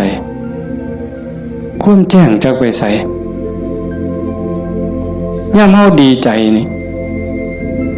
ความเสียใจจักไปใสมิดอ้อยซอยย่ำเฮาสร้างขึ้นมาหักกับมิดอ้อยซอยผัวเจ้าของนี่แล้วเคยเป็นบ่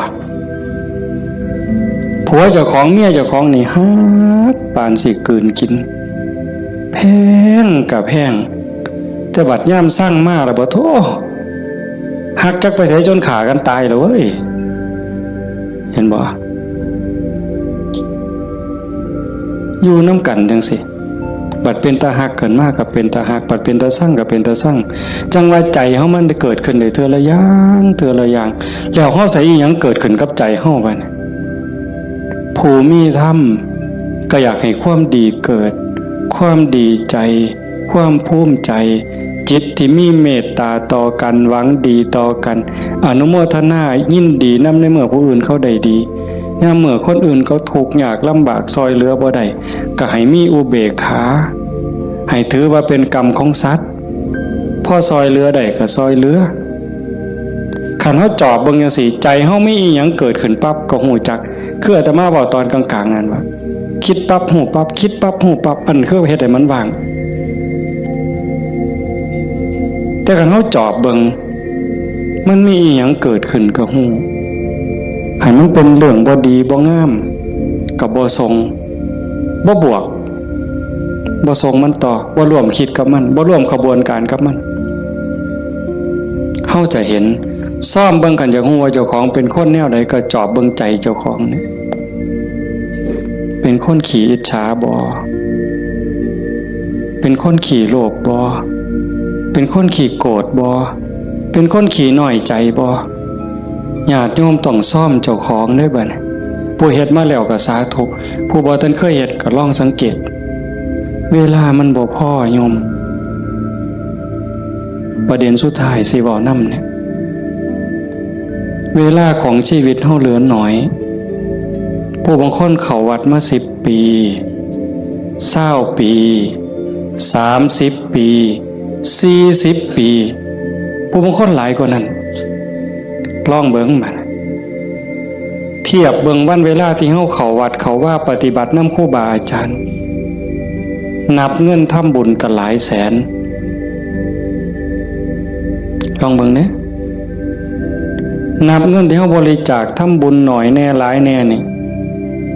เวลา20 30 40 ปีนี่มันเป็นแสนแล้วคันบริจาคเทื่อละ100เทื่อละ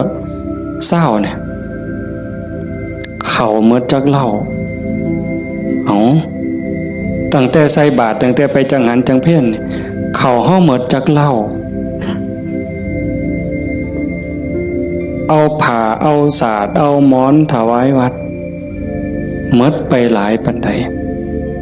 คันเราถึงแง่เป็นบุญแง่ความภูมิใจนี่โยมก็ภูมิใจบ่คักเอาตัวนี้มาเป็นปีติจูงจิตให้เกิดความสงบก็ยังได้เป็นบุญได้เป็นจาคานุสติเนี่ยนำพาจิตไปสู่ความสงบได้อันนี้คือแง่ของบุญก็เป็นที่เพิ่งให้จิตให้ใจอย่างมหาศาลเลยล่ะไป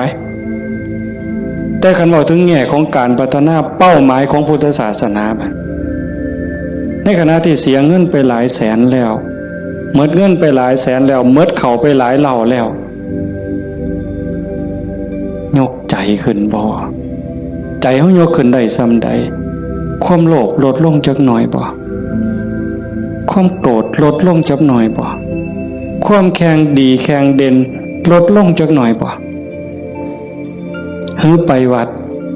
แห่งแต่ไปผิดกันอยู่วัดขาดทุนได้นี่ครูบาอาจารย์มีสื่อมีเสียงลังเทื่อก็สิไปญาติกันเป็นที่หนึ่งมันมีอยู่เรื่อยเห็นอยู่หลายหมองโดยเฉพาะโยมฝ่ายอุบาสิกาเฮ็ดหยังก็อยากถวายหลวงพ่ออยากให้หลวงพ่อฉันของเจ้าของใส่ของเจ้าของผู้นี้เฮ็ดอยู่แล้วมีผู้ใหม่มามีการแข่งกันขาดทุนนี่ตัวนี้คือขาดทุนลอดพื้นบ่แม่นขาดทุนธรรมดากิเลสมันบ่ได้ยอมเฮาเด้ไม่ออกสังเกตเด้อย่าเชื่ออาตมานำแม่ได้พระเถาะเพราะฉะนั้นหลวงปู่ชาบ่ได้ถีบพระดอกเนาะได้ไปนวดหลวงปู่แล้วว่าเจ้าของคักหลวงปู่เพิ่นฮู้จักความคือเลยถีบเลยหงายหลังตึงยังจังได้คิดเห็นบ่นี่คือครูบาอาจารย์เพิ่นสอนให้เห็นจิตตัวนี้โยมคันบ่เห็นจิตตัวนี้นี่ง่มซ่าไปอีกโดนเติบเยจิตตังสัญญเมสันติโมขันติมานะพันธนาถ้าบุคคลใดจะพึงตามดูจิตบุคคลผู้นั้นจะพ้นจากบ่วงแห่งมารคันเห็นใจตัวนี้นี่เขาต้องการความสะอาดแม่นบ่ต้องการความสะอาดต้องการความบริสุทธิ์แห่งจิตแห่งใจเนี่ยมันจะเห็นคันบ่จังซั่นเข้าข้างเจ้าของเสยเด้มันมาที่หลังมันสิมาใหญ่กว่าเฮาได้จังใดมันสิมาเป็นที่หนึ่งได้จังใดผิดกันวัดแตกเว้ยมีเด้แนวนี้ก็ได้ขาดทุนเสียเงินเสียทองหา าขึ้นใหม่ได้เด้หาเงินแสนเฮาก็ยังมีโอกาสสิหาพ่อโยมหาเงินล้านยังมีโอกาสสิหาพ่อเสียหยังก็เสียได้แต่ว่าคันเสียเวลาเนี่ยเสียเลยเด้เสียเลยมีเงิน100 ล้านซื้อนาทีที่ผ่านไปกลับมาบ่ได้ซื้อนาฬิกาเลื่อนละแสนเลื่อนละล้านน่ะซื้อได้แต่ซื้อเวลาวินาทีเดียวก็ซื้อบ่ได้เฮาหายใจเข้าหายใจออกตอนนี้หมดแล้วก็หมดเลยบ่กลับคืนมาอายุเฮาก็หมดไปความตายก็ใกล้เข้ามาเวลาแห่งการเก็บเกี่ยวสัพพะธรรมเก็บกรรมบุญกุศลซักฟอกจิตใจให้สะอาดบริสุทธิ์มันหมดไปเรื่อยๆจังซั่นจังว่าเขาวัดเขาว่าประพฤติปฏิบัติขันบ่เข้าใจถึงสาระแก่นสารคำสอนของศาสนาเนี่ยบุญนั้นได้อยู่ดอกแต่มันบ่ทันปลอดภัยอย่างว่าพระพุทธเจ้าบ่ให้มาติดอยู่ที่บุญแต่เพิ่นให้เฮ็ดบุญให้สร้างบุญให้สร้างหลายๆแต่ว่าให้กายไปอีกสู่ความสะอาดบริสุทธิ์แห่งใจถ้ามันไปบ่ทันฮอดนั้นบ่ปลอดภัยเทวดาก็ตกสวรรค์ได้เห็นบ่จังซั่นจังว่าในเมื่อเฮามาสู่ขบวนการปานนี้โยมพอออกผู้เป็นเจ้าภาพก็ตั้งใจปานนี้เฮ็ดดีมาปานนี้ก้าวขึ้นไปอีกให้ก้าวขึ้นไปนี้ก่อนวันเวลาของชีวิตมันสิหมดให้พยายามเฮ็ดใจให้เป็นกลางๆหูได้ยินจมูกได้กลิ่นลิ้นได้รสกายได้สัมผัสก็เฮ็ดใจให้เป็นกลางๆสิปฏิบัติกับสิ่งที่มากระทบจากตาเห็นจากหูได้ยินจากจมูกได้กลิ่นลิ้นได้รสกายสัมผัสก็เฮ็ดด้วยสติอย่าให้รู้สึกว่าหักอย่าให้รู้สึกว่าสั่งอย่าเฮ็ดด้วยความสั่งอย่าเฮ็ดด้วยความดีใจด้วยความเสียใจอย่าเฮ็ดด้วยความหักให้จิตเป็นกลางกันได้จังสิขันเฮ็ดได้จังสิแล้วมันอ่อนซ่อนเจ้าของเด้อาตมาก็เฮ็ดบ่ทันได้ก็ยังพยายามอยู่ก็จังว่าส่วนญาติส่วนโยมเฮ็ดไปพร้อมๆกันคันบ่จังซั่นน่ะมันเสียเวลาเสียดายเจ้าของ30-40 ปีหมดเงินก็หลายแสนหมดข้าวก็หลายเหล่าหมดเวลาในการทำมาหากินเงินที่มาบริจาคข้าวของที่มาทำบุญก็หมดไปแล้วเวลาล่ะขณะเวลานั้นที่มาอยู่วัดอยู่ว่ามาสร้างน้ำทำบุญไปหาเงินหาทองมันก็ต้องได้ตื่มกันอีกหลายเติบมันจักเท่าแต่ว่าเฮายอมเสียสิ่งนั้นเพื่อสิแลกเอาสิ่งที่ดีที่สุดสิ่งที่ประเสริฐที่สุดก็คือใจเจ้าของเนี่ยให้ได้ใจที่มีความสงบใจที่มีความร่มเย็นใจที่เต็มเปี่ยมด้วยความเมตตากรุณายินดีมุทิตากับผู้อื่นใจที่เป็นอุเบกขาโตสติความระลึกได้แล้วก็อุเบกขาตัวว่างจิตเป็นกลางจิตที่เฉยเป็นสิ่งที่เฮาควรจะหาให้มันได้หาให้มันพอให้มันเจอก่อนลมหายใจสุดท้ายสิดับลงไม่ออกให้มันพอจิตนี่ก่อนลมหายใจสุดท้ายสิดับลงเพราะนั่นคือพุทธะพุทธะคือความสะอาดจิตที่สะอาดจิตที่สว่างจิตที่สงบสะอาดจากหักจากสร้างจากดีใจจากเสียใจจากได้จากเสียจากบวกจากลบสว่างสวัยด้วยสติปัญญาหูเท่าท่านตามความเป็นจริงหักก็ตามสร้างก็ตามสรรเสริญนินทาก็ตามลาภยศสรรเสริญก็ตามสว่างตาโดยแสงไฟเพิ่นบอกสว่างใจโดยแสงธรรมบ่ยินดียินร้ายเห็นทุกสิ่งทุกอย่างเกิดขึ้นตั้งอยู่ดับไปอนิจจังทุกขังอนัตตากฎของแต่ละขอบงำสรรพสิ่งอยู่สะอาดสว่างสวัยโดยสติปัญญาสงบนิ่งจิตใจบ่กระเพื่อมด่ามากกับบ่กระเพื่อมย่องมากกับบ่กระเพื่อมนักแน่นคือกับหินเนี่ยจิตใจของพุทธะเป็นแบบนั้นสะอาดสว่างสงบ หู้เท่าทันตื่นจากความหลับไหลเบิกบานจากการที่เจ้าของบ่มีโทษ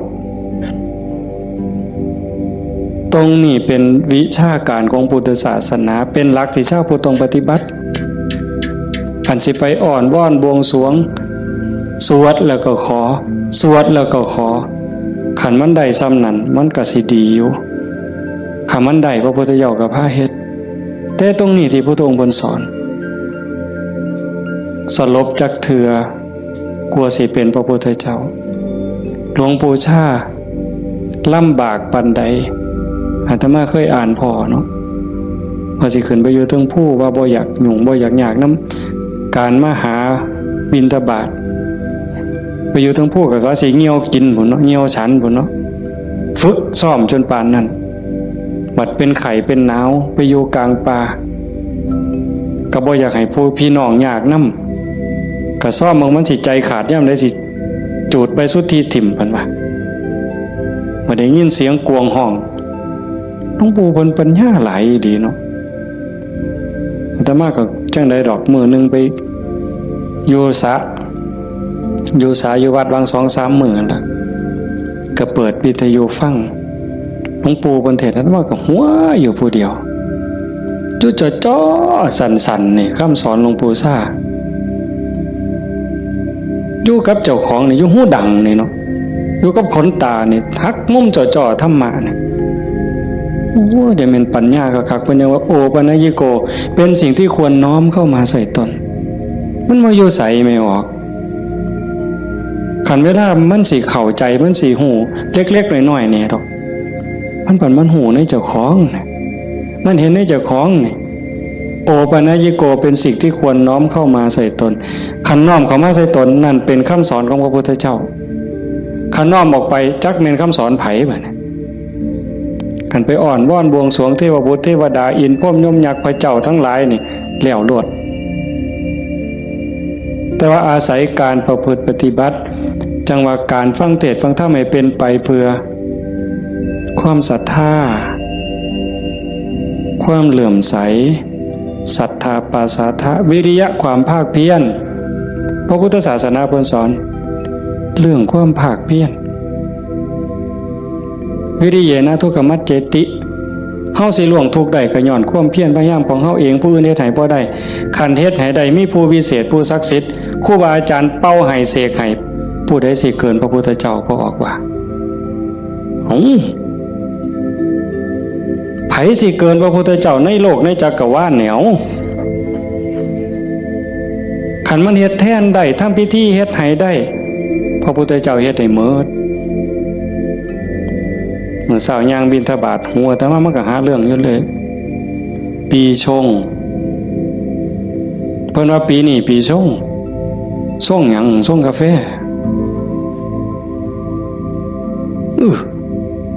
มันยากหยังกับปีกับเดือนนั่นเด้อปีชงเนี่ยเพิ่นนัดกันไปสวดมนต์สะเดาะเคราะห์มื้ออื่นทั้งศรีสะเกษพุ่นผู้ปีช่องปีมะยังว่าไว้เฮาบ่เข้าใจปานใดดอกพากันไปสวดไปสะเดาะเคราะห์ไปต่อชะตาไผสิเกินพระพุทธเจ้าลองเบิ่งคันมันเป็นจังซั่นมันเฮ็ดจังซั่นพระพุทธเจ้าเฮ็ดหมดอันไม่ออกมาเฮ็ดนี่ก็ต้องเฮ็ดให้เจ้าของสะเดาะเคราะห์ก็แม่นต่อชะตาก็แม่นเสริมดวงก็แม่นโดยการตั้งสติให้มันฮู้จักอีหยังผิดอีหยังถูกอีหยังควรบ่ควรตรงนี้ตรงมันแม่นพุทธะต้องเฮ็ดแบบนี้เพี้ยนมาจากภพจากศาสตร์คันเฮาบ่มีเชื่อเก่าไม่ออกบ่ออกคันว่ามีเชื่อของนักบวชนักปฏิบัติเป็นเชื่อเป็นอย่างเป็นเผ่าเป็นพันธุ์ไว้ตั้งแต่อดีตเฮาบ่มีมือมาเฮ็ดจังซี่ในเมื่อเฮามีของเก่ามานำพามาสู่การเหตุการณ์ทำจังซี่มีกัลยาณมิตรพาเหตุพาทำให้ทุ่มเทเต็มที่ถือว่าโอกาสได้เกิดมาเป็นมนุษย์ได้พบพระพุทธศาสนามีสติปัญญาหูดีหูชั่วหูผิดหูถูกยังมีสติหูอยู่จังสิเฮ็ดเต็มที่ก่อนมันสิหมดเวลาแล้วอย่าคิดว่าเจ้าของซ่าเด้ไม่ออกญาติโยมอย่าคิดว่าเฮาสิเฮ็ดบ่ทัน ตราบใดลมหายใจยังมีอยู่สติสัมปชัญญะยังหูผิดหูถูกเพิ่นว่าเฮามีโอกาสจนลมหายใจสุดท้ายจนลมหายใจสุดท้าย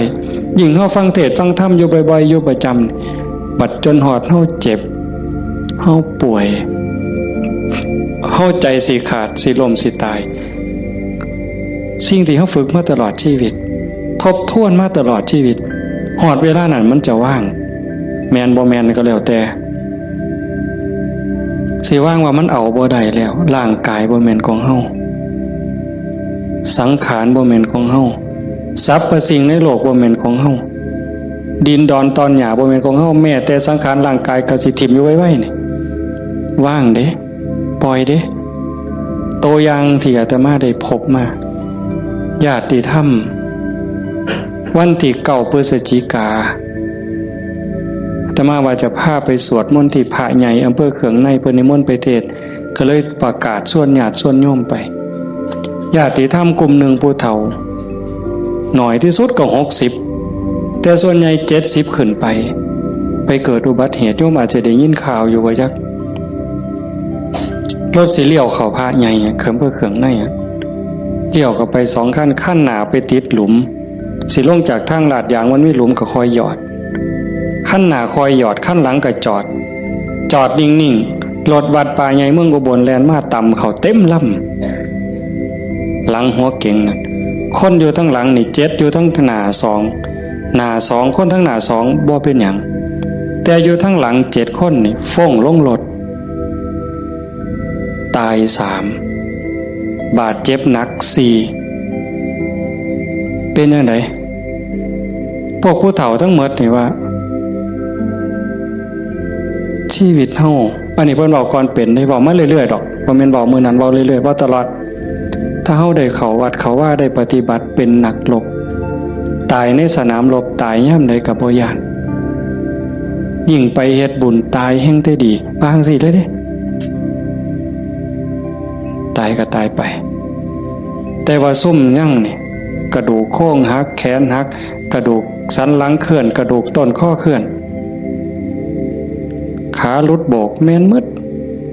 2 คนหนึ่งนี่หมอเขาว่าเป็นอัมพาตตลอดชีวิตซอยเหลือเจ้าของบ่ได้อาตมาก็ออกมาบ่ได้เทศน์นำสันดอกได้ยินข่าวอาตมาไปนั่งลงปุ๊บก็เสียงหวอรถดังเลยพอได้ยินข่าวว่าเป็นญาติที่ทำก็แต่ตามเขามาโรงพยาบาลเขืองในพอแต่ไปหอดแม่ใหญ่นึงเขาก็ไปเขามาอุบลก็หลายแล้วแต่แม่ใหญ่นึงนอนอยู่ก็เจ็บแขนหักหน้านี่ลอกหมดเลือดแดงพอแต่เห็นโอ้ยอาจารย์แขวหักเพิ่นว่าแขวเสียไปซ้ำเพิ่นว่าโอ้ยสร้างมันตัวใหญ่บ่ได้ซื้อเพราะบาดดอกแขวเพิ่นว่าเราก็ยังดีใจอยู่เด้หลานหน่อยไปนำมาหลานอาตมาไปนำ2 คนจับมือยายแน่มันหนาวมันสิไปทั้งเพิ่นแล้วนะมันหนาวจับมือยายแน่ให้ยายอุ่นแน่ให้ยายอุ่นแน่เด็กน้อยก็จับผู้คนก็บ่ฮู้เรื่องสลบไปบัดพ่อใหญ่นึงบัดกระดูกหักเขาก็คิดว่าแอวหักถ้ามาก็คิดยากหมอเขาก็มาจับให้เขาก็เพื่อทดสอบว่าเป็นหยังมาสุดท้ายเขาก็ว่าแอวหักกระดูกหักถ้ามาก็โอ้ยตารู้ตนผู้เฒ่าเราก็ถามหาเมียเนาะครูนั่นโยมบ้านฟังเพลอาจจะเห็นพ่อใหญ่ผู้ดำๆมันเพิ่นสิเป็นครูแต่ถ้ามาเอิ้นเทวดาตาบ่เห็นห่วงดอกผู้เฒ่าขี่รถมาเกือบ20 กิโลรถซาเล้งเพิ่นมานั่นเพิ่นก็ถามหาเมียเพิ่นอาตมาก็บ่ได้ปากดอกแต่หมอไปนำนั่นเพิ่นเว้าก่อนยายเพิ่นก็ถามหาตาอยู่จริงๆเขาไปอุบลตายก่อนหมู่ยายนั่นหมอนเป็นตะเงิดหลายบัดนะอาตมาเยี่ยมอยู่โรงพยาบาลสรรพสิทธิ์ไปเยี่ยมเฒ่าผู้ชายหันก่อนโอ้ยอาจารย์บ่แม่นของเฮาจักอย่างเพิ่นว่าเด้บ่แม่นของเฮาจักอย่างบอกบ่ให้เจ็บมันก็เจ็บมันอยากเป็นหยังมันก็เป็นบ่แม่นของเฮาจังแม่นน้อเพิ่นว่าหลงบ่ของเจ้าของมาตั้งโดนอันนี้ก็ตัวนึงหลังจากนั้นมาเยี่ยมแม่ใหญ่ผู้กระดูกข้อเคลื่อน กระดูกสันหลังเคลื่อนอันนี้หมอก็ว่าเป็นอัมพาตตลอดชีวิตบัดนี้ธรรมาหอดแล้วเว้าไม่ใช่นี่แล้วเว้าอีหลีนะเว้าแผ่วแผ่วแผ่วแผ่วเสียงดังเว้าแต่กรรมฐานแล้วเว้ายังดอกโอ้ยบ่ย่านจักหน่อยอาจารย์เพิ่นว่าลูกศิษย์อาจารย์ใหญ่วัดโน่นกุลมบ่ย่านเพิ่นว่านั่งสมาธิ6 ชั่วโมง9 ชั่วโมงสำบายตายก็ดีมันสิได้เศร้าเจ็บเศร้ามีแห้งเพิ่นว่าแต่ว่าเราหลับไปย่ำใดวุบไปย่ำใดเราว่าขาวอักลากนี่มองเราอุ่นคือมันสิใจขาดหลับไปย่ำใดปุ๊บเห็นคนใส่ชุดขาวเต็มอยู่ตลอดนี่คือนิมิตดีเด้ขันตายในขณะนี้นี่สวรรค์เขาเอาเราไปแทะแต่ว่าเราปฏิบัติตลอดที่จริงเขาให้เล่าอยู่ห้องผู้เดียวเป็นห้องอันตรายแล้วผมนะโอ้ยดีแห้งอาจารย์เขาให้อยู่ผู้เดียวว่ามีผู้ใดมากวนปฏิบัติภาวนาเมิดขึ้นเพิ่นว่า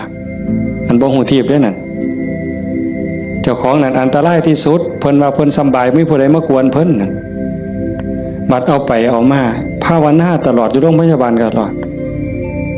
ย่างได้ซุมื้อหมอว่าสิเป็นอัมพาตตลอดทั้ง2เท่านี่ตลอดชีวิตเลยซอยเหลือตัวเองบ่ได้แท้เดี๋ยวนี้ย่างได้ทั้ง2คนเห็นบ่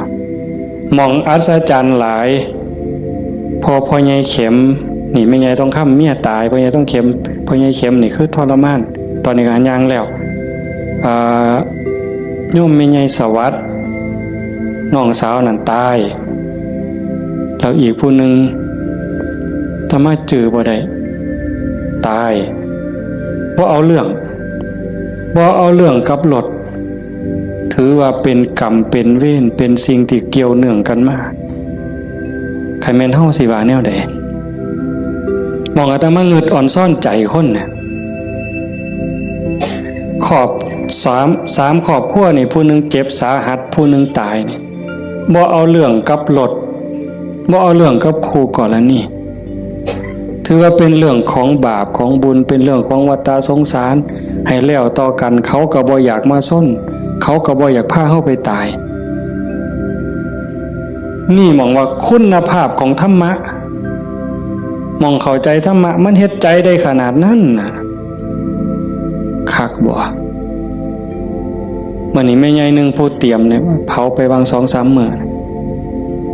อายุ89 ปี7 เดือนผู้หญิงเด้เลี้ยงลูกเมียใหม่ผัวเพิ่นไปมีเมียใหม่เพิ่นบ่เครียดเมียใหม่ออกลูกเพิ่นเอามาเลี้ยงพร้อมเอาไม่ออกเฮ็ดได้วะ นี่คือน้ำใจคนนะแม่ใหญ่นี่เราปฏิบัติธรรมอยู่นำครูบาอาจารย์มาตลอดลูกเราดีหมดทุกคนเป็นหมอ2เป็นครูผู้หนึ่งเป็นเจ้าหน้าก็มีอยู่2คนแต่ว่าหม่องอัศจรรย์คือเราปฏิบัติตลอดโยมไม่ออกสวดปาติโมกข์ได้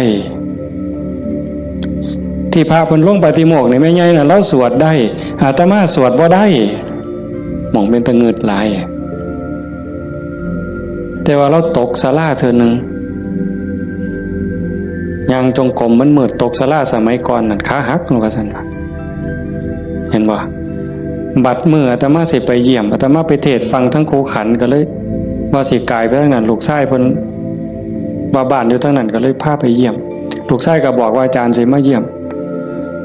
แล้วลูกบ่ได้ตลอดแต่ว่าสติเราดีเด้เพราะแต่ว่าอาตมาสิไปเสียงรถก็ไปจอดแล้วลุกขึ้นมานั่งพออาตมาไปนั่งลงแล้วก็กราบได้เท่าเดียวดอกก็นอนมันวิ่นหัวปานนั้นเราก็เว้าธรรมะโต้ตอบได้ทุกเรื่องสติบ่ขาดลูกหลานจักว่าเท่าใดมาเต็มเฮือนแล้วจำได้ฮอดซุมบ่นุ่งผ้าว่ามันชื่อหยังนิสัยมันดื้อบ่ดื้อแล้วฮู้ผู้นี่มองลูกหลานไว้ย่า ยายอยู่อีกเด้อโอ้ยมันถูกมันยากบ่อยู่ดอกอยู่น้ำหลานอีกแน่อยู่โดนแล้วผู้นี้มัดมือสิใจขาดหลานผู้เรียนอยู่จุฬากำลังขึ้นรถลูกชายว่าย่าถาหลานนี่เด้อหลานกำลังขึ้นรถโอ้ย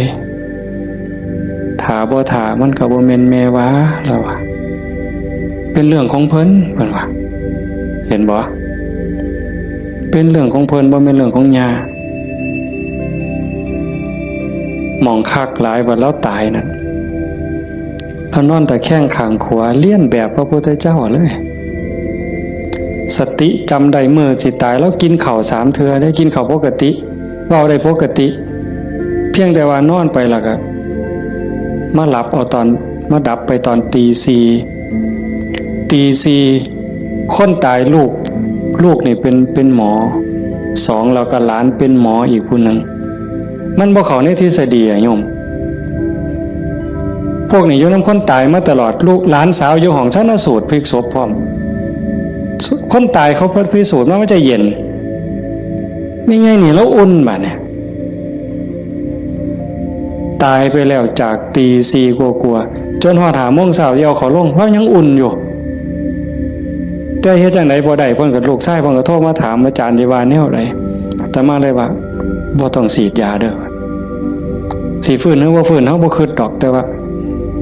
บ่ต้องฉีดยาก็บ่ฉีดอยู่จักมื้อหลายมื้อเติบ4-5 คืนพุ่นล่ะแต่มาก็บ่เจอ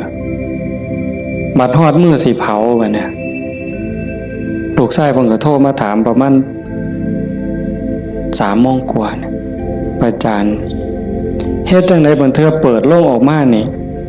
หาแม่ยังอุ่นอยู่คือเก่าเนี่ยสิเฮ็ดแนวใดเพิ่นว่าโอ้ตะมาก็บอกบ่ถูกดอกโยมไขเบิ่งซะก่อนว่าซั่นแต่ว่าใส่เพิ่นใส่ตู้ลมเย็นอยู่แต่มันเย็นทั้งหลังนั่นน่ะ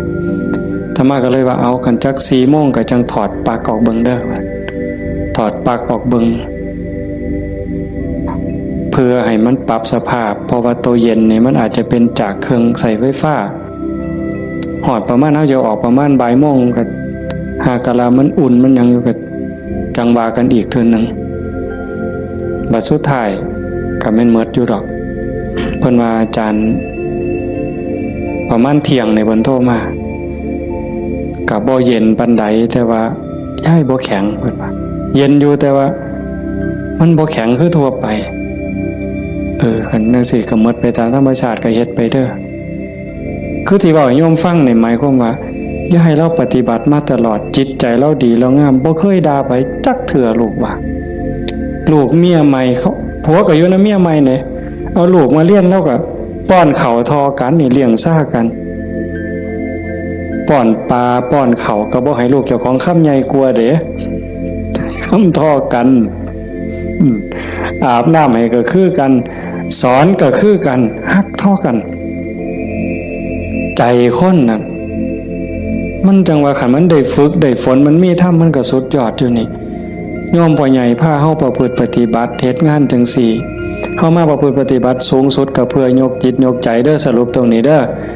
บุญนั่นเป็นของตายจังได้เฮาก็ได้เต็มที่อยู่แล้ว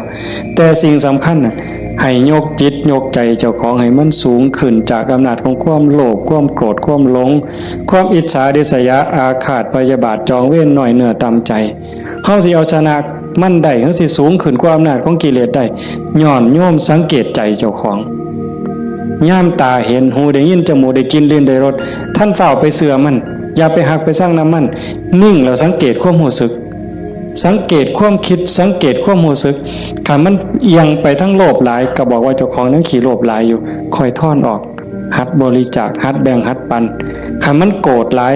เห็นอันใดผิดหูผิดตาแล้วงุดหงิดโหนหวยขึ้นเป็นตาสร้างขึ้นมาหูจากมันปรับแล้วก็หูจากเมตตาเขาก็คือเฮานั่นล่ะเขาบ่ทันหูเขาจึงเป็นจังซั่นหูจักให้อภัยฝึกไปคอยยกระดับดวงจิตขึ้นมาให้เข้าใจว่าพระพุทธเจ้าบ่ได้สอนให้เฮาทุกข์พระพุทธศาสนาสอนให้เฮาพ้นทุกข์โกรธก็คือทุกข์โลภก็คือทุกข์หลงก็คือทุกข์เป็นเหตุให้ทุกข์เฮาก็ต้องดับเหตุมันเฮ็ดให้จิตใจเป็นกลางๆหักผู้อื่นคือหักเจ้าของหวังดีต่อผู้อื่นคือหวังดีต่อเจ้าของนั่นจิตใจเฮาจะดีขึ้นงามขึ้นมื้อนี้สมควรแก่การเวลาใส่เวลามาหลายเติบชั่วโมง1กับ40กว่านาทีเนาะสมควรแก่การเวลาท้ายที่สุดก็ขอ อนุโมทนาสาธุกับญาติโยมผู้เป็นเจ้าภาพผู้เป็นเจ้าของสถานที่และก็ญาติธรรมที่มาจากที่ไกลมาร่วมประพฤติปฏิบัติบำเพ็ญบุญบำเพ็ญกุศลยกระดับดวงจิตดวงใจของเจ้าของให้สูงขึ้นงามขึ้นท้ายที่สุดก็ขอรัตนาอ้างอิงเอาอำนาจแห่งคุณพระศรีรัตนตรัยคุณของพระพุทธเจ้าพระธรรมพระสงฆ์และอำนาจแห่งบุญกุศลคุณงามความดีที่มีทั้งหมดทั้งมวลในสากลและจักรวาลจงหลอมร่วมเป็นตบะเป็นเดชะเป็นพลวะปัจจัยอำนวยหนุนส่งให้ญาติโยมสุขสุคนจงเป็นผู้แกล้วกล้าอาจหาญร่าเริงในการสร้างบุญสร้างกุศลสร้างคุณงามความดีให้ยิ่งขึ้นไปให้เป็นผู้เจริญงอกงามในจตุรพิธพรชัยคืออายุวันนะสุขภละปฏิภาณธรรมสารสมบัติให้เป็นผู้มีสัมมาทิฏฐิมีโอกาสประพฤติธรรมปฏิบัติธรรมให้ได้เข้าถึงธรรมที่บ่ท่านได้เข้าถึงได้หูแจ้งธรรมที่บ่ท่านได้หูแจ้งจนสามารถนำตนให้พ้นทุกข์ปรารถนาสิ่งหนึ่งประการใดหากเป็นไปโดยชอบประกอบโดยธรรมก็ขอให้ความหวังความปรารถนานั้นจงสำเร็จทุกประการมีความสุขกายสุขใจโดยทั่วกันทุกท่านทุกคนเทอญ